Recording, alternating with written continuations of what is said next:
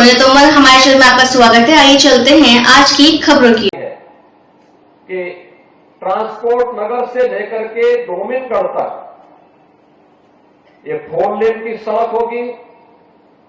फिर डोमिनगढ़ में एक रेलवे ओवरब्रिज का निर्माण हो रहा है और फिर वहां से हावड़ बंदा के बाद माधोपुर तटबंध को भी 4 लेन के साथ जोड़ते हुए महेसरा को जोड़ने की कार्रवाई होगी। तो महेसरा तक के पूरे उसको बाहर से 4 लेन की एक बेहतरीन कनेक्टिविटी गोरखपुर को मिल जाएगी, जिससे अगर राजघाट के किसी व्यक्ति को ट्रांसपोर्ट नगर के, आजाद नगर के, रुस्तमपुर के या फिर इस मोहल्लों से जुड़े हुए किसी व्यक्ति को अगर नेपाल की ओर जाना है तो सिटी के अंदर से होने की बजाय वह तटबंध का सहारा लेकर के सीधे यहीं से महेसरा और महेसरा से सुनौली की तरफ जा सकता है, या सुनौली की तरफ से कोई आ रहा है, नेपाल की ओर से कोई आ रहा है, इस तटबंध का सहारा लेकर के सीधे वह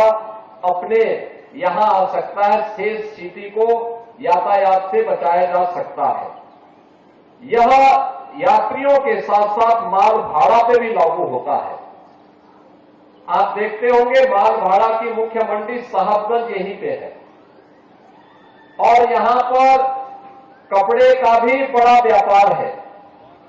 इन दोनों के लिए ट्रक्स रात्रि भर यहां पे खड़े रहते हैं। लोगों को जाम का सामना करना पड़ता था, दिन में नहीं आ सकते थे।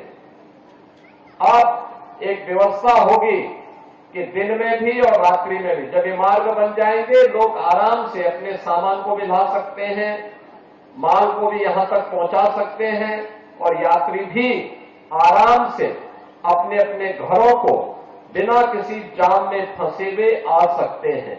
और इसके लिए भी आज ये कार्य प्रारंभ हुआ है।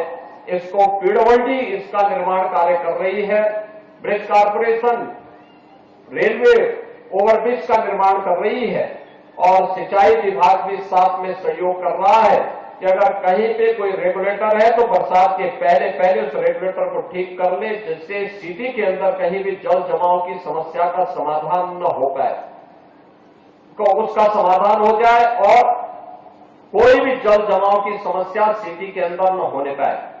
इसके लिए जो 3 बड़े कार्य यहां पर दिए जा रहे हैं, इनमें गोरखपुर राजघाट पुल से लेकर के डोमिनगढ़ तक ये लगभग 4 किलोमीटर से अधिक का 4 लेन बनेगा।